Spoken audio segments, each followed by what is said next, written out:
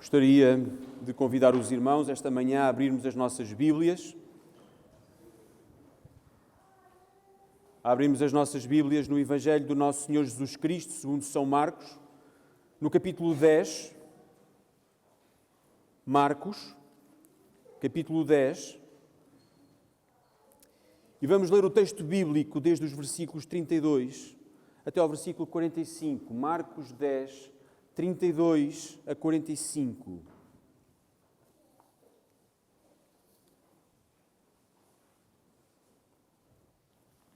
texto desta manhã, para os irmãos e para os visitantes que seguem a Bíblia, que estão nos bancos, está na página 952. Marcos 10, 32 a 45. E diz assim a palavra do Senhor: E iam no caminho, subindo para Jerusalém, e Jesus ia adiante deles. E eles maravilhavam-se e seguiam-no atemorizados. E tornando a tomar consigo os 12, começou a dizer-lhes as coisas que lhe deviam sobrevir, dizendo: Eis que nós subimos a Jerusalém, e o Filho do Homem será entregue aos príncipes dos sacerdotes e aos escribas, e o condenarão à morte, e o entregarão aos gentios. E o escarnecerão e açoitarão, e cuspirão nele, e o matarão, e ao terceiro dia ressuscitará. E aproximaram-se dele Tiago e João, filhos de Zebedeu, dizendo: Mestre, quereríamos que nos fizesses o que pedirmos. E ele lhes disse: Que quereis que vos faça? E eles lhe disseram: Concede-nos que na tua glória nos assentemos um à tua direita e outro à tua esquerda. Mas Jesus lhes disse: Não sabeis o que pedis. Podeis vós beber o cálice que eu bebo e ser batizados com o batismo com que eu sou batizado? E eles lhe disseram: Podemos.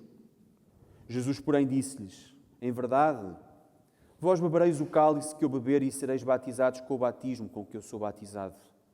Mas assentar-se à minha direita ou à minha esquerda não me pertence a mim concedê-lo, mas isso é para aqueles a quem está reservado.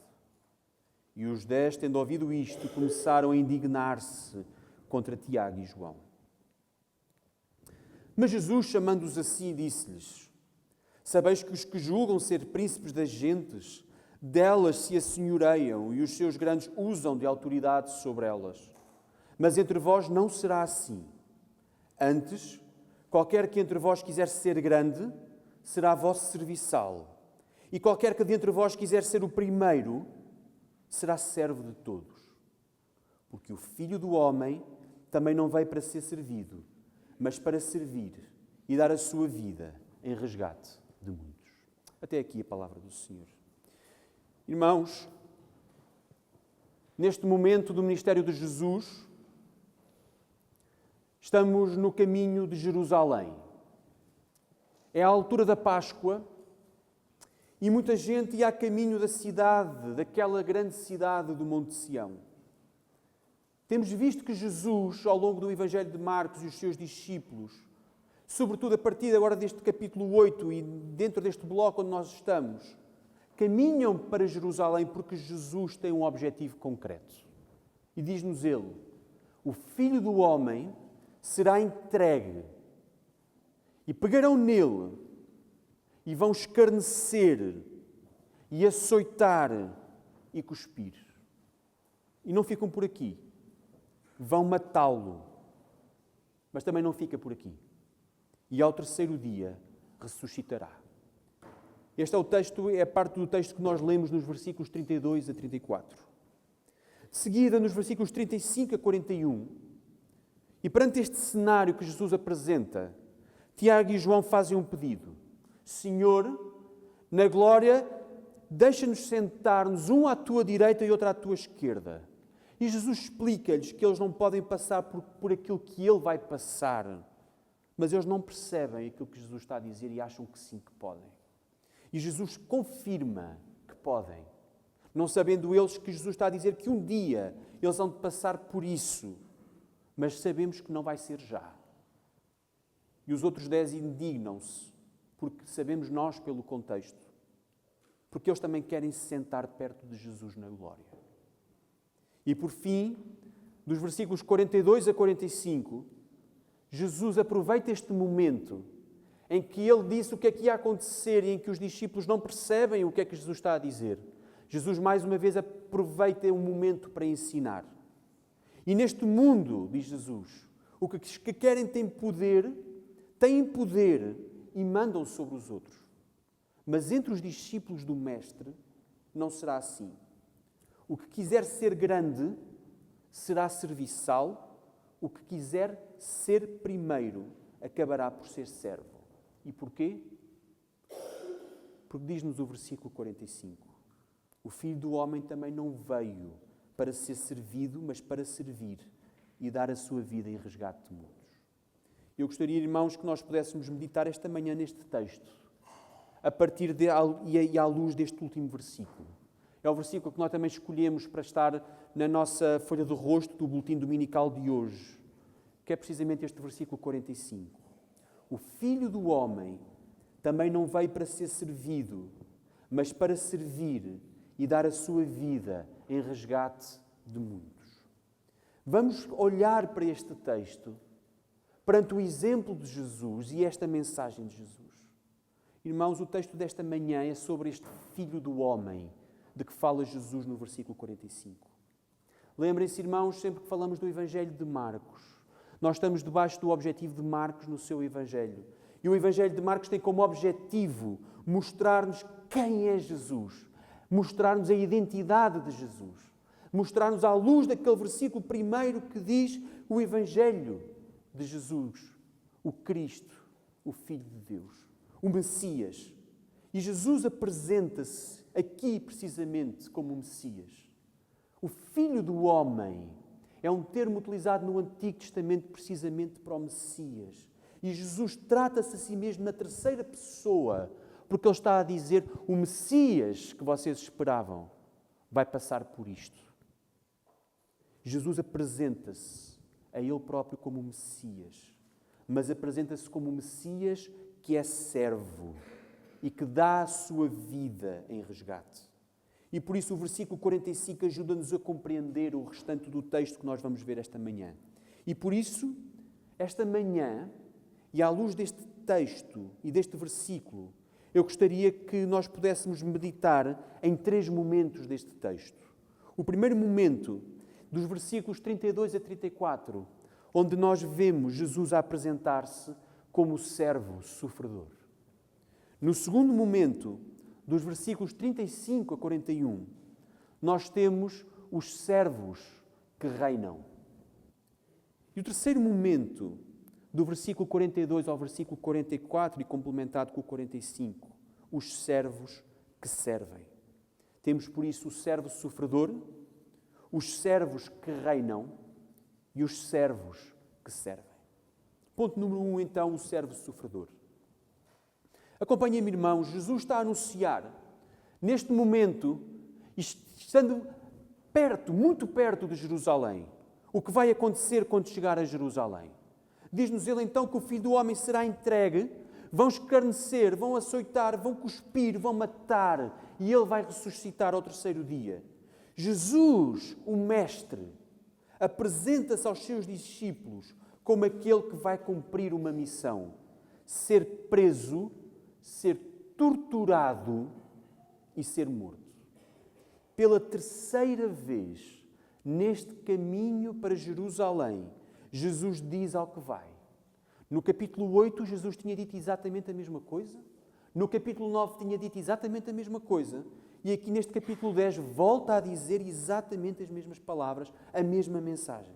O caminho para a Cidade Santa, aquele que se esperava ser um momento de alegria porque estavam a entrar em Jerusalém, Jesus apresenta-lhes um novo cenário. Jesus diz que vai entrar na cidade, mas vai para sofrer e para morrer. Jesus apresenta-se Ele mesmo como aquele que se oferece voluntariamente para sofrer. Ele é voluntariamente um sofredor. Mas Jesus sofre para quê? Com que fim é que Jesus se propõe a sofrer? E lá está, irmãos, vejam o versículo 45 que nos responde: para servir e dar a sua vida para resgate de muitos. Jesus é sofredor porque Ele é um servo. Jesus propõe-se a servir sofrendo. Lembrem-se, irmãos, o que nós acabámos de ler em Isaías. Isaías 53:3. Era desprezado e o mais indigno entre os homens, homem de dores. Este varão de dores apresenta-se como o nosso modelo de serviço.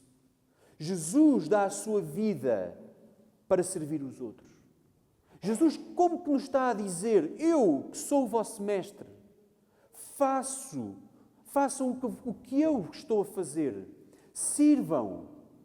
Estejam dispostos a morrer caso seja necessário. Ele diz-nos, eis-me aqui como um modelo de vida para vocês. Sejam servos. Caso seja necessário, sofram. E este é o modelo do cristão. Se o modelo para um cristão é Cristo, então o modelo para nós, neste caso, e ao lermos este texto, é que o cristão é aquele que está disposto a servir. O cristão é aquele que se dispõe voluntariamente, tal como Jesus, a servir. Mas Jesus, quando lemos estes 3 versículos, 32 a 34, Ele não é apenas o maior modelo de serviço. Jesus não é apenas um exemplo que nós devemos imitar nos seus atos e na sua vida. Jesus é muito mais do que um modelo de serviço. Jesus não é só um modelo, Ele apresenta-se como servo, mas é muito mais até do que isso. Se Jesus fosse apenas um modelo de vida, Ele seria como aqueles homens e mulheres que nós vemos na capa de alguns livros e que diz 50 grandes personalidades da história da humanidade. Ou as 50 grandes personalidades da história do século XX, segundo as seleções do Reader's Digest. Mas Jesus não é apenas o nosso modelo. Jesus não é o modelo de um livro em que nós abrimos e dizemos, está aqui um homem com excelentes obras. Está aqui um homem que fez obras que nós devemos imitar. Está aqui um homem com os ideais perfeitos para o século XXI. O Filho de Deus não encarnou apenas para nos dizer como nós havemos de viver.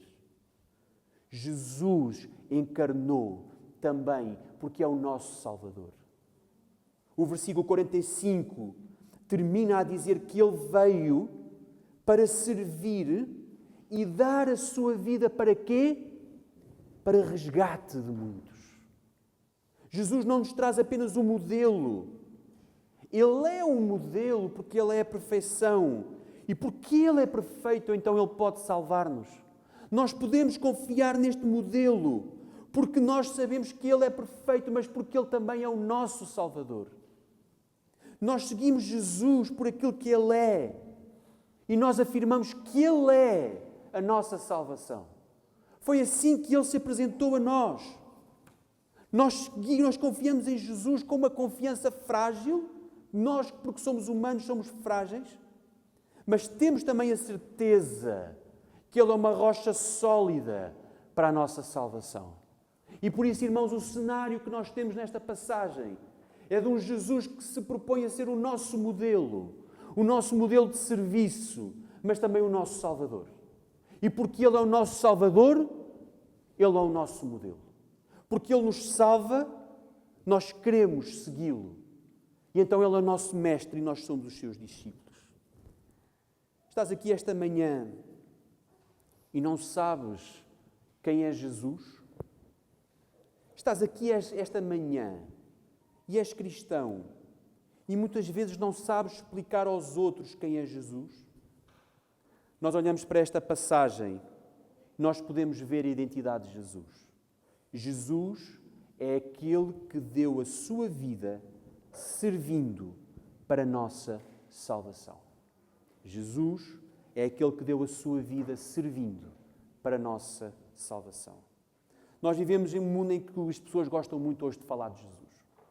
Há Jesus para todos os gostos. Há umas décadas, a moda e ser moderno era negar sequer que Jesus tinha existido. O próprio Jesus, chamado Jesus histórico, não tinha sequer existido. Não tinha havido um homem chamado Jesus que tinha vivido naquela região e que tinha anunciado uma mensagem. Nem este Jesus era aceito. Mas hoje, parece que no nosso mundo voltou outra vez a entrar numa certa moda. Aceitar que existia um homem chamado Jesus.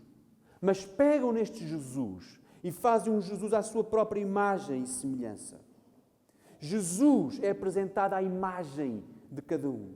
Todos falam da bondade, todos falam do amor de Jesus. Mas quando falam da bondade e do amor de Jesus, falam para seu próprio interesse, para se justificarem a si mesmos. Ninguém fala do que Jesus se propõe a fazer.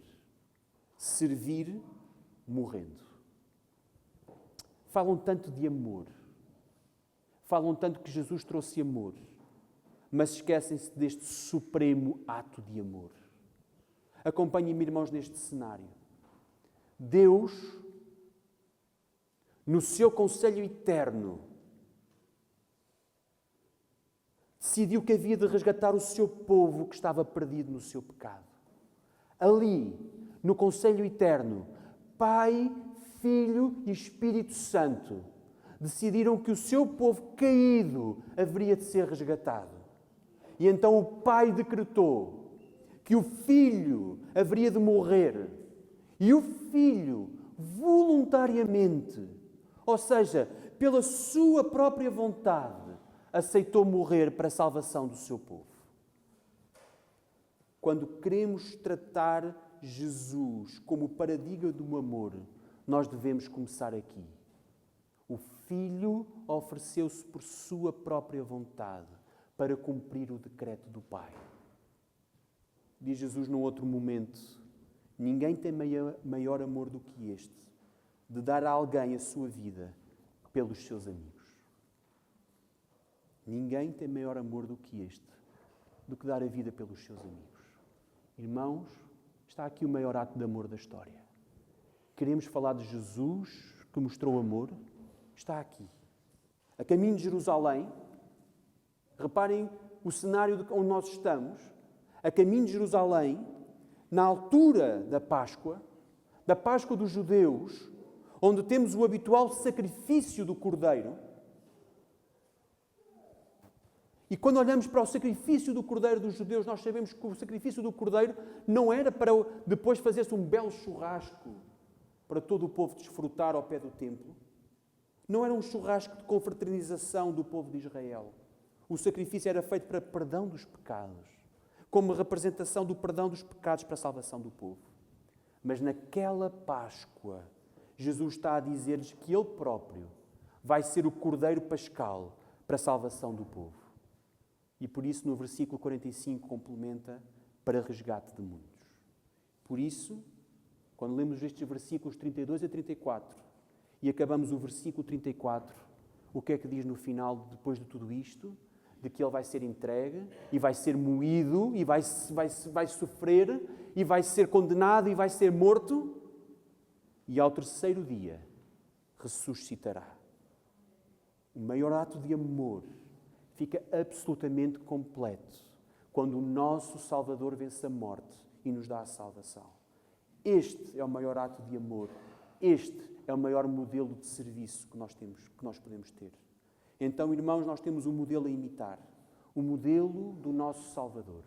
E o modelo do nosso Salvador é este, neste texto, o servo sofredor. Ponto número 2. Nós vemos os versículos 35 a 41. E nós vemos os servos que reinam. Jesus, como vimos, apresenta-se como um modelo àqueles que deveriam imitar. Porque, como já vimos várias vezes no texto de Marcos, os discípulos não aprendem só com o seu mestre. Os discípulos não são só alunos de um professor.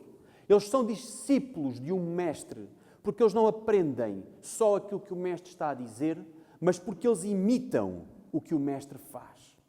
E quando os discípulos ouvem este ensino, daquilo que o mestre diz que vai fazer e que se propõe a fazer, eis que nós temos os discípulos, Tiago e João, e depois os outros 10 a reagirem. Vejam, Jesus falou de sofrimento e de serviço. E Tiago e João falam de uma coisa completamente diferente.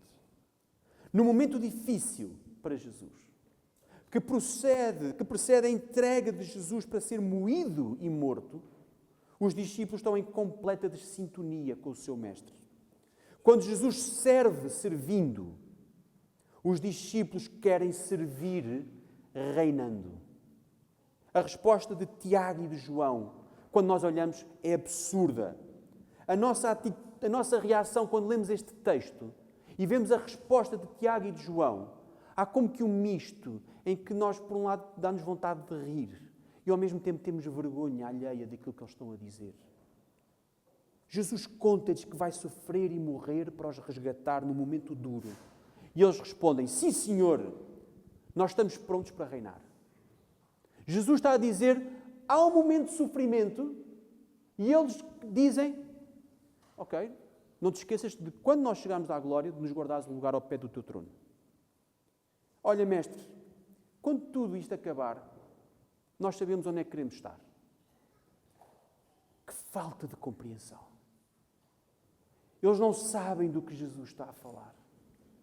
Por isso Jesus responde-lhes que eles não podem passar naquele momento por aquilo que Ele vai passar. Que falta de compreensão da mensagem do Evangelho. Quando eles ouvem aquela mensagem que é o Evangelho a ser anunciado por Jesus nele mesmo, eles estão a pensar no triunfo, sem pensar no serviço. E eles dizem mais. Quando Jesus diz, vocês não vão poder passar por isto, eles dizem, não, nós podemos. Claro que podemos. E Jesus diz, não, vocês não podem passar por isso. Um dia, vocês vão passar por isso. Um dia, vocês vão provar o meu cálice e vão experimentar este batismo, mas não agora. Mas como se não bastasse a incompreensão de Tiago e de João, nós temos os outros 10 a indignarem-se. E pelo contexto, porque já atrás nós já tínhamos visto que eles, no capítulo 9, que eles tinham discutido entre eles pelo caminho quem era o maior. Esta discussão, mais uma vez, volta a estar em cima da mesa, porque eles ficam indignados com Tiago e João, porque, na verdade, neste espírito que os discípulos tinham, eles também queriam ter ali um lugar ao pé do trono de Jesus. A falta de noção não é só de Tiago e de João. A falta de noção é geral dentro do grupo dos discípulos próximos de Jesus. A compreensão dos discípulos neste texto é muito, muito limitada. E isso deve levar-nos, esta manhã, todos nós a refletir. A noção de serviço dos discípulos estava completamente distorcida. Eles queriam experimentar o sumo doce, mas jamais o sabor amargo do fel. Jesus era o seu mestre, Jesus era o seu modelo de vida, mas eles não estavam dispostos a provar o cálice amargo que ele haveria de beber. Do batismo, que implica a morte para a vida, eles queriam apenas experimentar a parte da ressurreição. Eles queriam a parte doce quando o seu mestre estava a explicar-lhes que serviço é abnegação, é entrega, é altruísmo. Serviço é o verdadeiro amor. Eles não queriam sentar-se à direita e à esquerda para servir os outros, mas para reinar sobre eles. O amor pelos outros era substituído pelo amor que eles tinham por si mesmos. E ao pensarmos nos discípulos, devemos também pensar em nós. Como é que Jesus é o meu modelo? Qual é a resposta que eu dou quando o modelo do meu Salvador é de serviço sacrificial? Eu, de uma forma prática. Que expectativa tenho eu da vida de cristão? Que expectativa tenho eu da vida de igreja? Servir ou ser servido? Como é que eu, como cristão, sirvo os outros? Gostaria que nós pudéssemos pensar, porque é Jesus que nos vai dar a resposta certa, no terceiro e último ponto, dos versículos 42 ao 44, quando Jesus diz que os servos são aqueles que servem. Irmãos, nestes 3 versículos, complementado depois pelo versículo 45, Jesus ajuda os discípulos a encontrar o rumo certo. Ajuda-nos a nós também, esta manhã, a encontrarmos o rumo certo do ensino de Jesus. Um servo não é feito para reinar, diz Jesus, mas para servir. Por isso, o paradigma de Jesus não é o paradigma do mundo. No mundo, diz Jesus, aqueles que se assentam em tronos são os que julgam ser príncipes das gentes. O paradigma mundano é este. Quem quer mandar luta, e os que chegam ao poder são os que têm ambição. Mas Jesus apresenta um novo paradigma. Entre vocês não vai ser assim, diz Jesus. Qualquer que entre vós quiser ser grande, será vosso serviçal. E qualquer que dentre vós quiser ser o primeiro, será servo de todos. O modelo é absolutamente outro. A mente de Jesus é completamente diferente do mundo e até da mente dos discípulos. Se os discípulos tivessem compreendido o ensino de Jesus, não teriam pedido a Jesus para se sentarem ao seu lado no trono. Há mais nobreza no serviço que na ambição de poder. Há mais aristocracia em servir os outros do que reinar. Há mais realeza na abnegação do que no exercício do poder. Aquele que quer chegar a ser primeiro tem também de saber servir. Por isso Jesus dá o exemplo. O Filho do Homem também não veio para ser servido, mas para servir e dar a sua vida em resgate de muitos. Versículo 45. O Filho do Homem, o Messias prometido, aquele que Daniel viu na sua visão, a quem foram dadas todas as coisas e que vai governar para sempre, ele vai servir para resgate de muitos. O Filho do Homem, Jesus, é o servo supremo, o que se fez servo para que ele também fosse primeiro. Ele é o nosso mestre e por isso nós queremos ser como ele. Ele é o que serve todos para que, salvando, possa reinar. Se nós afirmamos que somos discípulos de Jesus ainda hoje, o nosso padrão é este servo. E por isso, irmãos, eu gostaria que nós pudéssemos, perante estas palavras e o ensino de Jesus, que nós pudéssemos refletir. E que tu, que estás aqui esta manhã, pudesses refletir acerca da mensagem de Jesus. E podemos começar por perguntar: que cristão sou eu? Que serviço presto eu? De que forma é que Jesus é o meu modelo? De que forma estás disposto a dar a tua vida pelos teus irmãos? Se tu te perguntares a ti mesmo como é que tu serves, que resposta é que tu tens de ti mesmo? Será a tua resposta assim tão diferente da resposta de Tiago e de João? Vamos voltar a pensar na pergunta que fiz há pouco.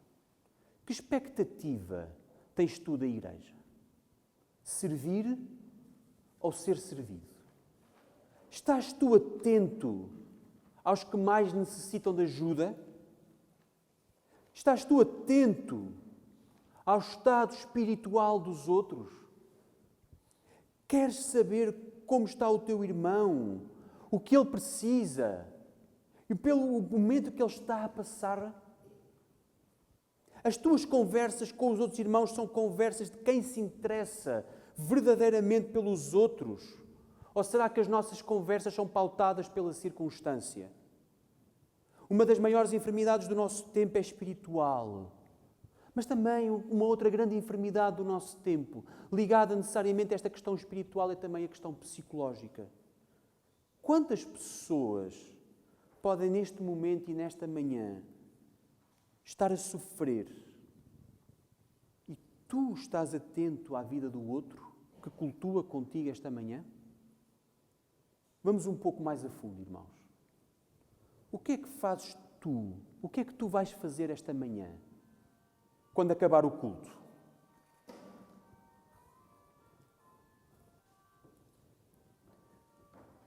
O que é que vais fazer tu esta manhã, quando acabar o culto?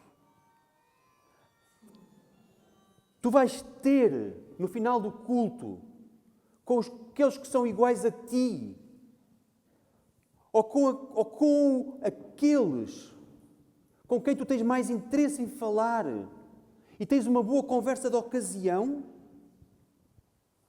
Ou no final do culto a tua preocupação está nos mais idosos?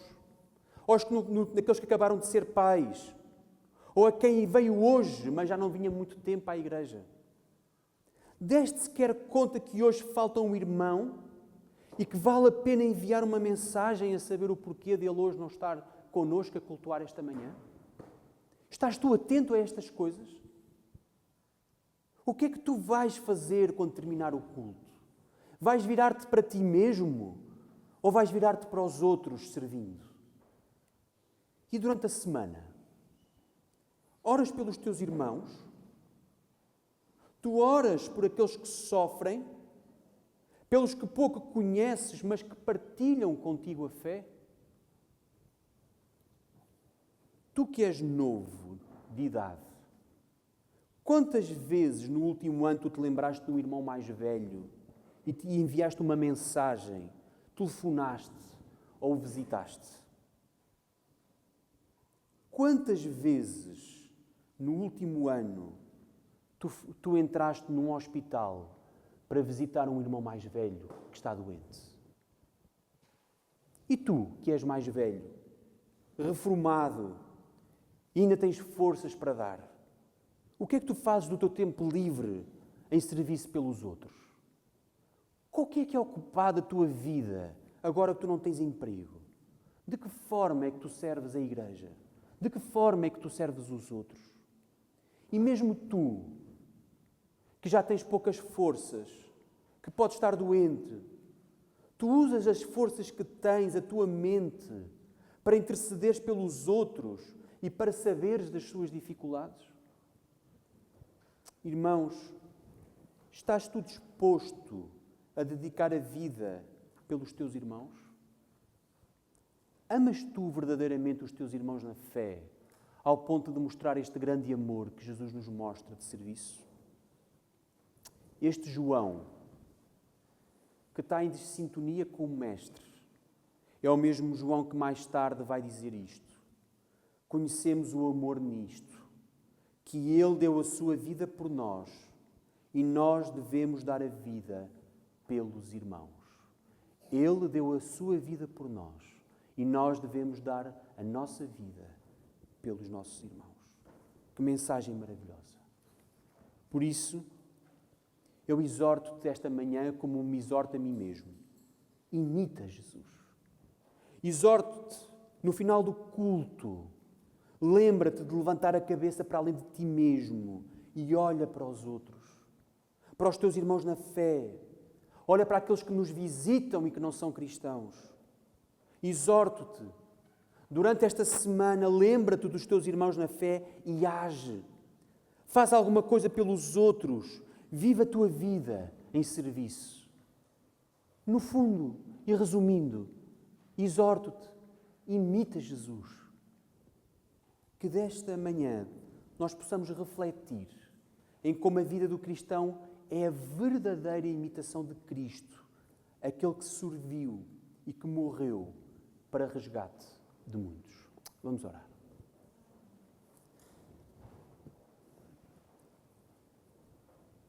Pai nosso, ao olharmos para a mensagem de Jesus e para o supremo e imenso exemplo de Jesus, nós olhamos para aquilo que Jesus se voluntariamente ofereceu a fazer. Para o exemplo de serviço, de abnegação, de anulação de si mesmo, de humilhação e de humildade. O exemplo de Jesus que Ele próprio nos apresenta como este ato supremo de amor.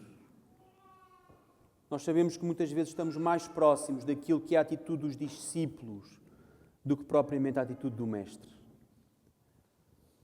Mas, Pai nosso, nós te queremos pedir que, pelo poder do Teu Espírito, em nós, cristãos, em nós, Igreja, que, na verdade, nós tenhamos a capacidade e a vontade de imitar Jesus. Que a nossa vida vá para lá, muito para além de nós mesmos. E que a nossa vida seja virada pelo serviço dos outros, tal como Jesus se dispôs a servir os outros. Pai, nós queremos servir os outros porque te queremos servir a Ti. Nós queremos servir os outros, porque o teu Filho assim se dispôs. E por isso, humildemente, nós te pedimos que sejas connosco, que nos guardes, que nos protejas, que nos livres do mal e que nos livres deste pecado de só olharmos para nós, de queremos reinar, mas que na verdade possamos ser verdadeiros servos. Em nome do nosso Senhor e Salvador Jesus Cristo, aquele que se fez servo, aquele que sofreu no nosso lugar. Amém.